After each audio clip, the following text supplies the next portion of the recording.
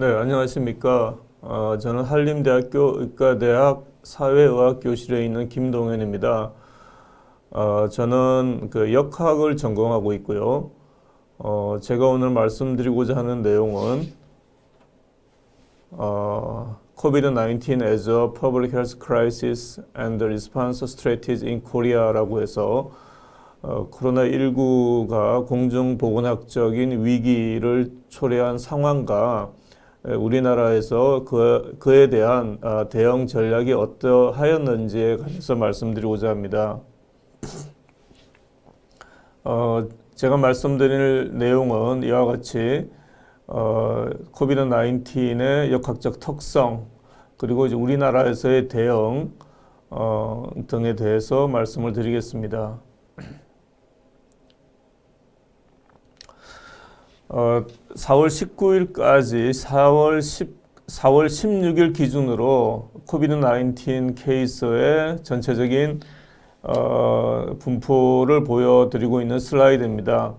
우선 지금 전 세계적으로 한 200여만 건, 200만 건 이상의 케이스가 레포트가 되고 있고 사망자도 한 13만 5천 명, 13만 6천 명 가까이 되고 있습니다.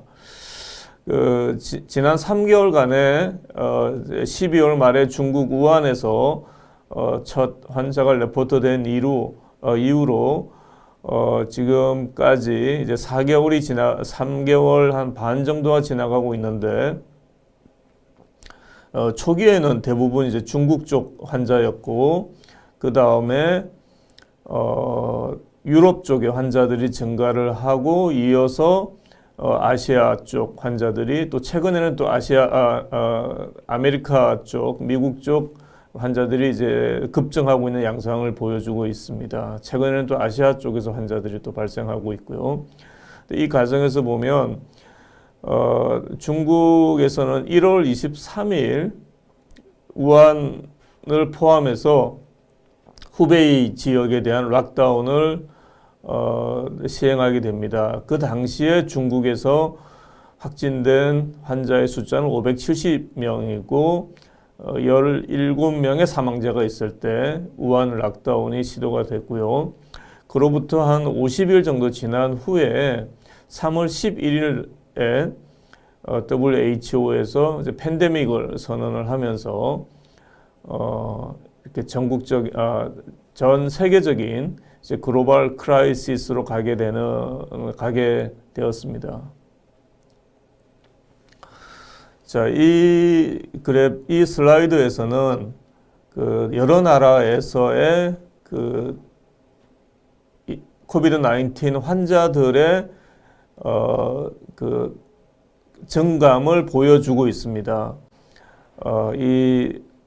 X축은 그 30명의 환자가 생긴 이후서부터 그 경과에 따라서 일자 변화에 따라서 몇 명의 환자들이 발생하는지를 보여주고 있는 건데요. 이 Y축은 로그 스케일입니다. 로그 스케일로 제시가 되어 있고요.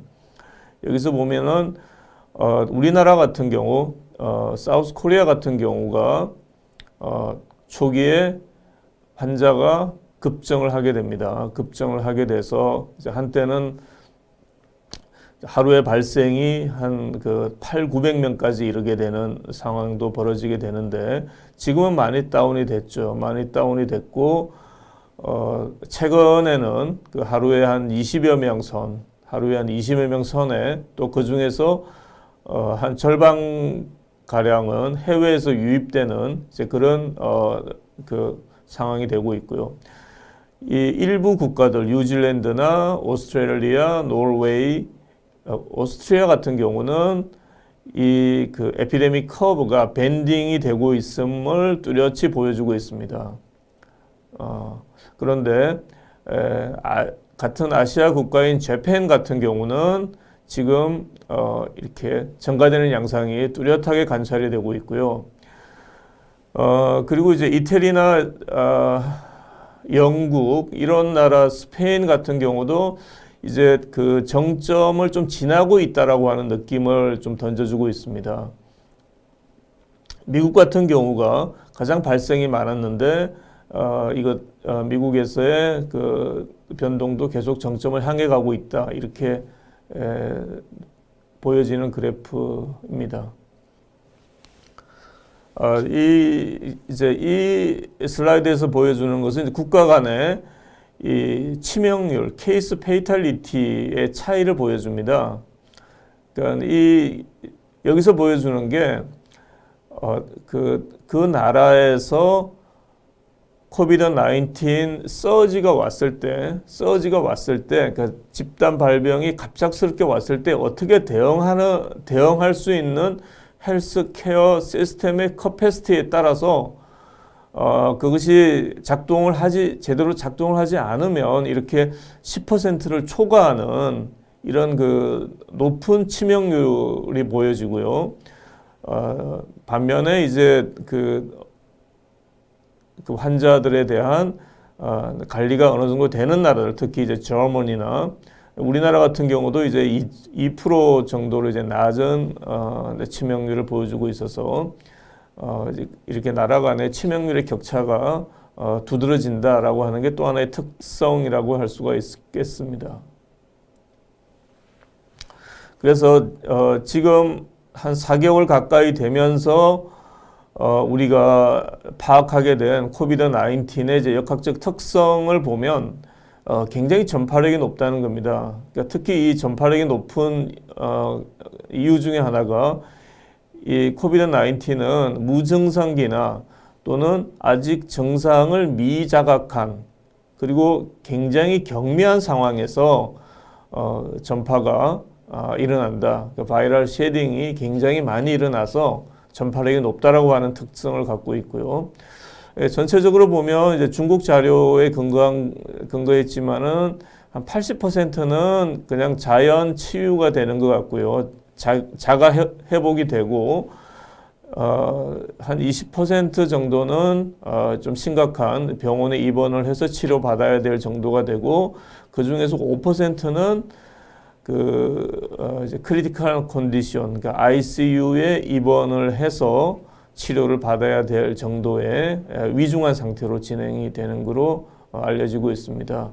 근데 이 페이탈리티, 치명률에 관련해서는 조금 전 슬라이드에서 보여드렸다시피 국가 간에 굉장한 변이가 있는데, 공통적으로 관찰되는 양상은 노인 집단, 그리고 당뇨라든지 고혈압이라든지 호흡기 질환이라든지 암이라든지 이런 어떤 기저질환을 갖고 있을 경우에 굉장히 치명률이 높게 관찰이 되고 있습니다.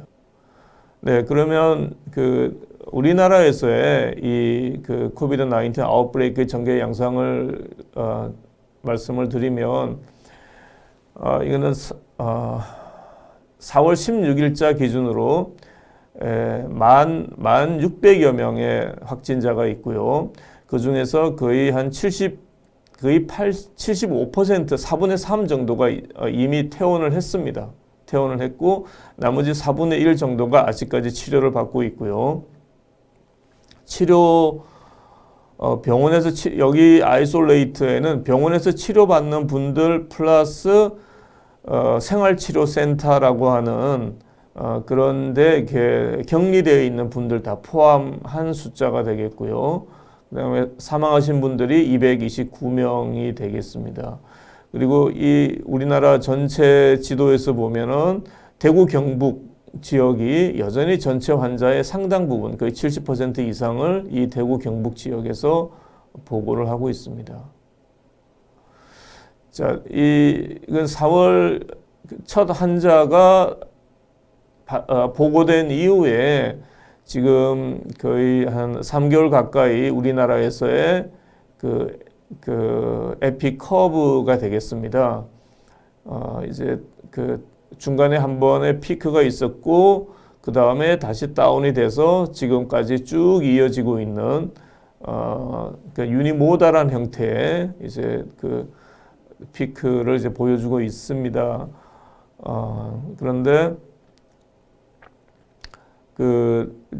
우리나라에서는 1월 20일자로 첫 환자가 레포트가 됐는데, 1월 31일 날 한 열흘 정도 지나서 지방에 있는 보건환경연구원에서 이 테스트가 가능해졌고, 그 다음에 또 일주일 지나서는 민간기업, 대학병원이라든가 민간업체에서 또 이 테스트가 가능해졌습니다. 자, 이제 그와 같은 시간이 이제 진단을 내릴 수 있는 준비가 한 달 정도 경과하는 동안에 하루에 한 두세 건의 환자들이 꾸준히 생겼고요. 2월 20일 날 31번째 환자가 환자 서지를 촉발하는 인덱스 케이스가 됩니다. 이분이 이제 신천지 종교와 관련된 분인데, 이 31번째 환자로부터 환자 서지가 촉발이 돼서, 굉장히 많은 환자들이 단기간 내에 이 대구 경북 지역에 집중해서 발생을 하게 됩니다. 그래서 우리 이제 방역 당국에서는 2월 20일서부터 이 전체 신천지 환자들의 명단을 확인해서 이 9천여 명에 대한 전수 검사 테스팅을 하게 되고, 우리나라의 그 방역 단계를 심각 단계로 이제 바로 올리게 됩니다. 그리고 3월 초부터는 이제 소셜 디스턴싱 캠페인을 시작을 하게 되었습니다. 그리고 이거는 이 한국에서 발생한 환자들의 한 7천여 명에 대한 역학적 특성을 정리한 논문에 실린 자료가 되겠습니다. 증상에서부터 진단까지 한 3일 정도 걸리는 걸로 되어 있는데, 이제 중국에서의 자료랑 비교를 해보면 중국은 1월 중만 해도 이 증상에서부터 진단받기까지가 12일이 걸린 거로 보고가 되고 있습니다. 그래서 이 기간 동안에 많은 환자들의 전파가 일어났다라고 생각이 되고, 이제 그 이후에 이제 중국이 이 전체 상황에 대한 매니지를 시작하면서부터는 2월 접어들면서부터는 이제 우리나라와 같이 증상 시작에서부터 진단까지 한 3일 정도 소요가 되고 있는 것 같습니다. 근데 한편 이제 우리나라의 치명률을 이태리나 중국이랑 비교해 보면 이건 4월 6일자인데 좀 낮아 보입니다. 낮아 보이는데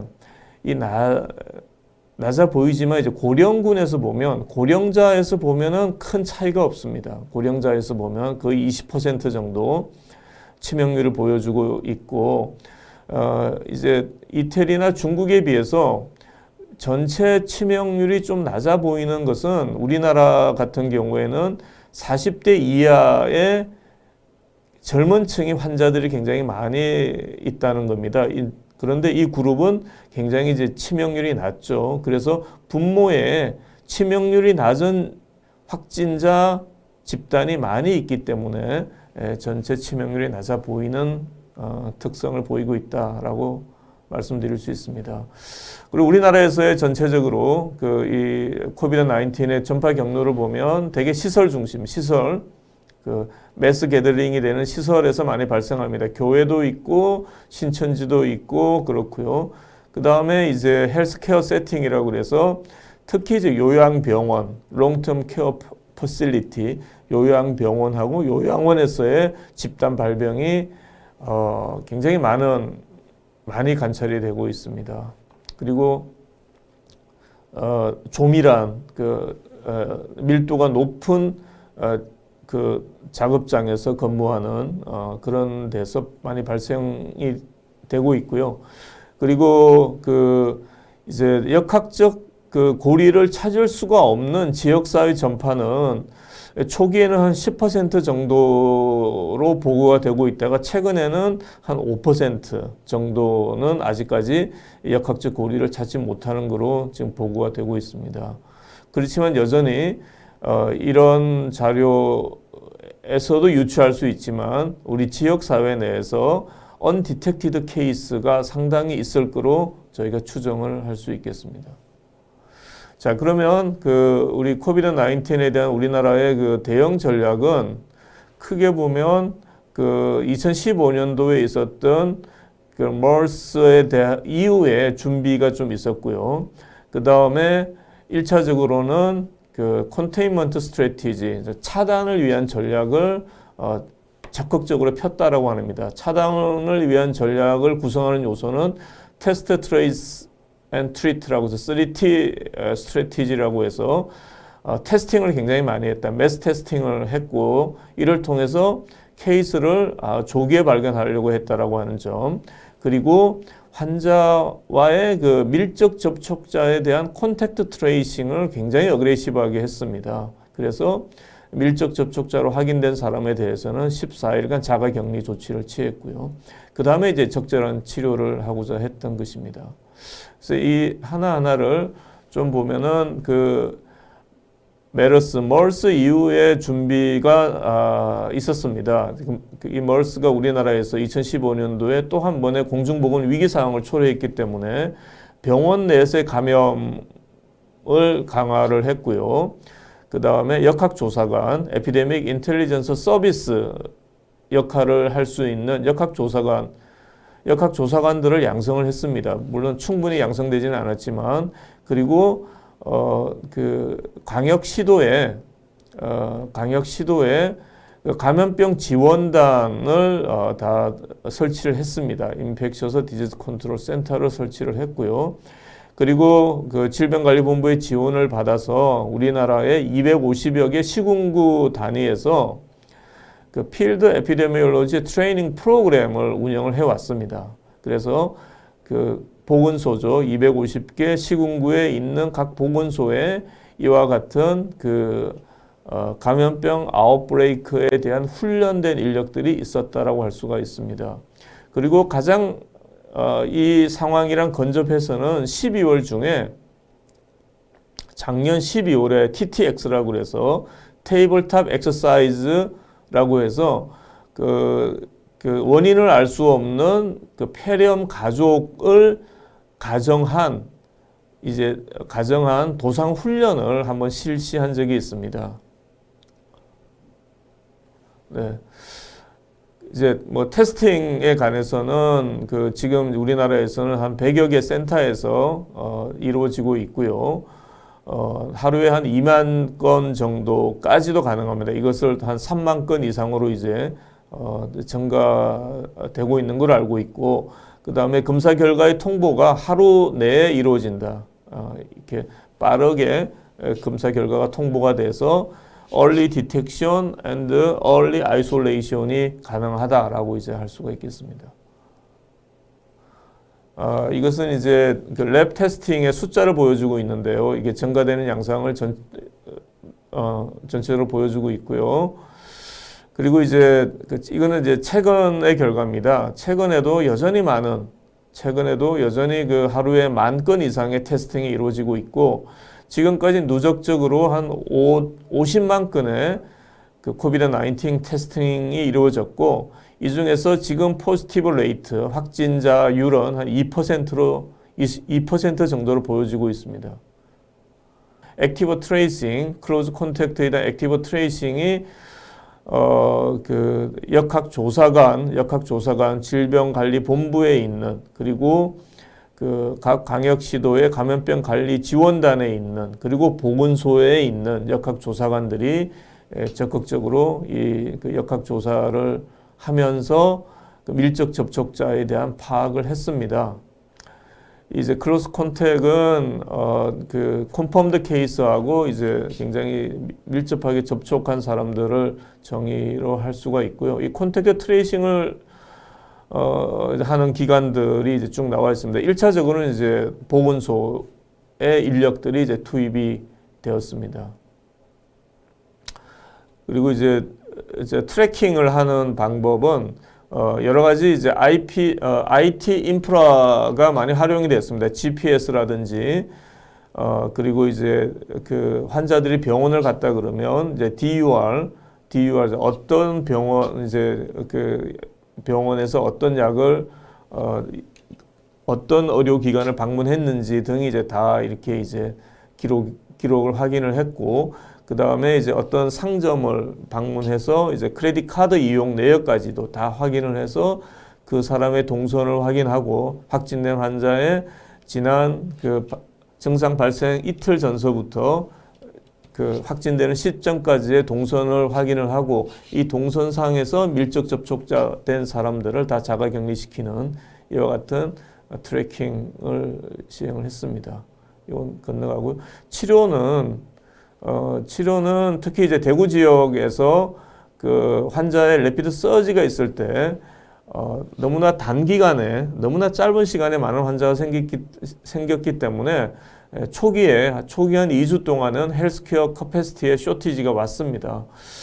그런데 이제 그 기간 안에 이제 환자를 이제 증상에 따라서 이제 분류를 하게 되고요. 그래서 증상이 심한 환자는 ICU에 넣고 그렇지 않은 환자는 일반 병원에 1인실에 넣고 증상이 굉장히 마일드한 환자는 생활치료센터로 분류하는 이와 같은 체계가 만들어졌습니다. 이제 그리고 이제 저희가 이제 컨테인먼트 스트래티지를 넘어서서 지금은 이제 미티게이션 전략을 적극적으로 전개를 하고 있습니다. 그래서 이 세컨드 웨이브에 대한 대비를 필요로 하고 있습니다. 그래서 뭐 벤틸레이터라든가 클리니컬 맨파워라든가 그다음에 적절하게 환자를 분류할 수 있는 시스템 이런 것들을 준비를 하고 있고요. 그리고 이제 일반 의료기관들의 기능을 유지를 하기 위해서 이와 같은 그 퍼블릭 헬스 프리페어드니스 클리닉을 지금 이제 일부 이제 운영을 시작을 했고요. 그 다음에 이제 사회적인 거리두기가 적극적으로 전개가 되고 있습니다. 이 바이러스는 이와 같은 이제 컨테인먼트만으로는 차단만으로는 완전히 관리되기가 어렵기 때문에 그리고 무증상 상태에서 전파가 일어나기 때문에 이제 사회적 거리두기를 했었는데 대구 지역에서는 좀 락다운이 자연스럽게 일어나게 됐고요. 나머지 지역에서는 지금 다른 나라에서 보여지는 드래코니안적인 락다운은 진행하지 않고 소프트한 피지컬 디스턴싱을 하고 있습니다. 네, 이제 결론을 말씀을 드리면 이게 이제 소셜 디스턴싱을 통해서 이렇게 올라갈 커브를 이렇게 다운을 시킬 수 있으면 이로 인한 건강 피해가 미니마이즈 될 수 있다라고 생각을 하고 있고요. 그런데 이 소셜 디스턴싱에 의한 효과가 조금 이완이 되면 다시 또 리서전스가 나타날 수 있다. 그래서 이제 우려스러운 점이 있습니다. 그리고 이거는 유럽의 CDC에서 이와 같은 리서전스를 대비해서 이제는 서베일런스 시스템을 강화해야 된다라고 제안을 하고 있습니다. 그래서 이제 지오그래픽 스프레드가 어떻게 되고 있는지, 환자의 중증도가 어떻게 되는지 모니터링을 해야 되고, 특히 어느 집단에서 가장 영향을 많이 받는지, 그리고 이 에피데믹이 헬스케어 시스템에 미치는 영향에 대해서, 그리고 이를 대비한 리소스 어로케이션에 대해서 준비를 하고 있어야 된다라고 하고 있고, 그리고 대응을 위해서 취해지는 여러 가지 미티게이션 메저의 임팩트에 대해서 준비를 하고 있어야 된다. 이와 같은 서베일런스 시스템을 갖춰야지 이 세컨드 웨이브에 대한 대응이 가능하다라고 이제 얘기를 한 바가 있습니다. 그래서 결국에는 어떤 하나의 상황에 염두에 둔 접근보다는 이렇게 발생 가능한 모든 위험 요인에 대한 대응을 할 필요가 있다. 그리고 지역에서 문제가 생겼을 때는 중앙정부, 지방정부 간의 이와 같은 코오퍼레이티브 가버넌스가 굉장히 이 대응을 효율적으로 대응하는 데 중요하다라고 할 수가 있습니다. 네, 이제 이 코비드 19에 의한 이제 글로벌 에피데믹이